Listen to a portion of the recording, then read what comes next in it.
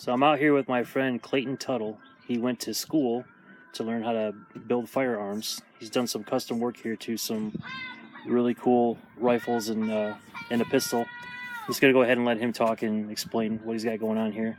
You want to start with the Mini 14? Yeah, so got your standard Mini 14. It started out as a 181 series. I put on a different barrel. I started from a blank and I turned it down to match the profile of a Mini 30, so it's got a fatter barrel diameter, and then I could use Mini 30 parts on it. So I got a bigger barrel. I got a different muzzle brake with a integrated front sight post. The front sight's way better to look down than the factory blade. I got a new gas block with a harmonic stabilizer bar on it. These things are all supposed to help out with accuracy. I don't know yet. I haven't zeroed it. Got a Vortex optic on it. Nice little red dot. Looks really nice to sight down. An Ultimac rail. Very nice piece of gear integrated into the gas block, so it's good and solid. And then it's also got a clamp back here on the barrel, so it's really nice, tight, solid piece of gear. And then reprofiling the gas block to match the rail, so it's all nice and clean and seamless. I poured fiberglass in around this gap of the stock. It's a Boyd stock, and they sent it to me with a great big gap in there, which I wasn't happy with. And since they wouldn't replace it twice, I poured fiberglass in there, and it looks pretty good. It's nice and seamless. Sanded it all smooth, polished it real good, reprofiled the stock to match the gas block, sanded everything down real good on the stock, and I finished it with a tung oil finish. All the metal work has been blasted, polished up, and hot caustic blued. That's my preferred method of finish because I like the matte look and the nice dark blue, almost black look to it. And all the aluminum parts have been Cerakoted satin black. I put on an extended magazine release. I put on a extended safety button, so if you run the safety, you don't need to stick your finger in the trigger well anymore. So that you can actually shoot it while wearing gloves without having a negligent discharge. Nice. Right. All these have been safety checked prior to this video too, by the way. Yep. So I put on a black Latic gold leather sling on it to clean up the look and make everything look nice and neat. So when I build a firearm, I go through and I pick a color scheme, and I want everything to be the same throughout. The only reason there's any brass on it at all is because that's what the sling came with. Otherwise, I wouldn't have it. Still looks good though. So everything on the gun is either black or wood. There was no. I don't like to get crazy with the colors unless a customer's going to ask me for it. So if you buy a gun from me or have me build you one, that's what you're going to get. You're going to get a nice matching color scheme throughout, and we'll decide on it before the purchase is made. Very cool. I really like the grain pattern on that stock too. Oh, I know. It came like that. So Boyd's had different qualities of wood you could buy. I spent a little extra money and got a nicer quality walnut on it than their basic. Okay. I like this, so it's not quite as nice as English walnut, but it turned out really good. I'm really happy with the gun. Like I said, I haven't zeroed it yet, but I've shot it.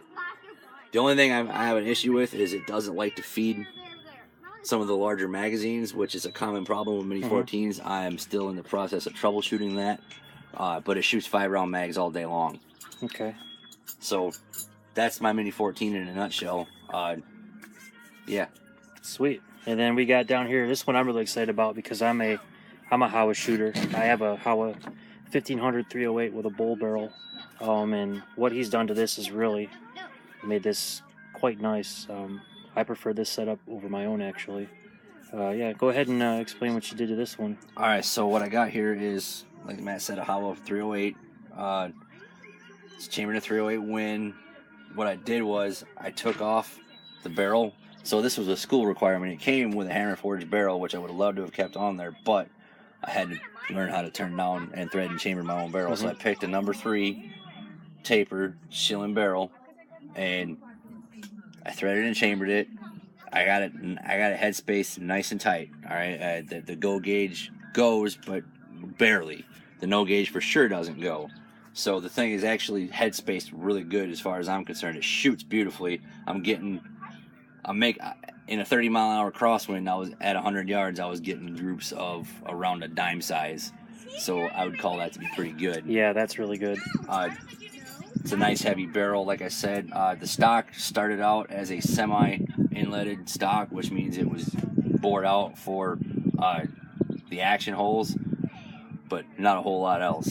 So I inletted the stock. I inletted all the wood around it to allow the action to sit in there right. The barrel is floated from about here forward. From here to here is bedded down with fiberglass. Really nice, really hard setup. Doesn't move. Like, I actually it takes some effort to get it out of there. It's in there so tight. Mm-hmm. So the thing's actually really nice and solid in this platform. I really like that, and I think that's part of adds to the overall accuracy of the gun. Got a tan leather Latigo sling. Wishing I'd have went with a black one. Didn't know they made them until after I bought this. So eventually that's going to get changed to a black sling because I like that look a lot better. I got a butt pad that I custom fit to the butt stock. This is really well done too, like it's flush. Yep. That's one thing I've noticed sometimes if I get stuff from the factory, it's not always flush Right here. There's a lot of attention to detail on these firearms. And then if you look at the other side, I polished up all the cheek piece area and everything. I got that all nice and fitted down right. I added a steel grip cap, which is also, that one was actually Parkerized because that wouldn't take bluing very well. So that's the only part on the gun that's not finished like everything else. And then I got a piece of aluminum here that I Cerakoted. So I drilled and tapped for the sling mounts. The sling mounts I think were also not done with finish because they were done from the factory. They look just fine. But the barrel, well, all the parts, everything, the trigger, the bolt, all the controls, the scope mounts, it all got sandblasted and hot caustic blued because, like I said before, that's my signature finish. I really enjoy it's really nice and smooth, but it's still, and it looks good, but it's not overly shiny, so it's not going to attract a lot of attention out in the field. Now, I've been told that, it's not a tactical gun. Why does it need to be matte? Well, my theory on it is shiny things attract animals. Yep. And you don't want animals to see you when you're out in the field hunting. Yeah, I agree. Yeah, I think they're going to find in the future, after doing some research, that some of the ultraviolet light that's emitted from us reflects off of the shiny barrels and that more so than a dull barrel or a matte type finish barrel. And I'll talk about the scope I put on there. I put on a Nikon P308 scope because A, I really liked the way the reticle looked, and B, Nikon has an app for all their scopes that you plug in some data into the app and tell it what kind of scope you're running, and it gives you adjustments on your gun and tells you what the mil dots are good at for yardages. So it's got an app to help you shoot it. It's got a really nice reticle, and it wasn't terribly expensive. To me, it's a good optic especially for the price point. Oh yeah, Nikon optics are very clear, especially for the price you're paying for them. I've had good experience with them. The rings, so there was a little bit of a height difference with the scope mounts because the way they made the mounts is Howa mounts aren't necessarily specific to Howa. They're actually made for the M700. Okay. They work for a multitude of different guns. So there was a very slight height difference. So what I did was I lapped the rings. That's taking a tool and some lapping compound and running it across to true up the rings to each other. And so the scopes mounted real nice and tight, and I got it really low. Some guys like to run really high scopes. I like to run a low scope because the closer you have it to the center line of the bore, the more accurate your gun is. Some people might dispute that. Me personally, I've had good luck with it. Yeah, I've heard similar things too. So all right, I Loctited everything down. I used a low strength Loctite. This is really important. Don't use a high strength Loctite on your scope screws. I was going to ask about that too, because if you use a high strength Loctite, sometimes you might need to put heat to them to get it off, and that's not good for a scope. Right?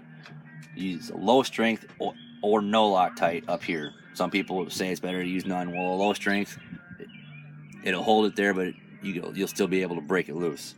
I used a high strength Loctite on the scope bases because I'm not taking those off. Sweet. If I ever have to refinish this gun, it's getting done with the bases permanently thing's good fixed. and solid. Right. All right, we're running out of time, so we'll do a part 2 on here. All right. Stand by for part 2.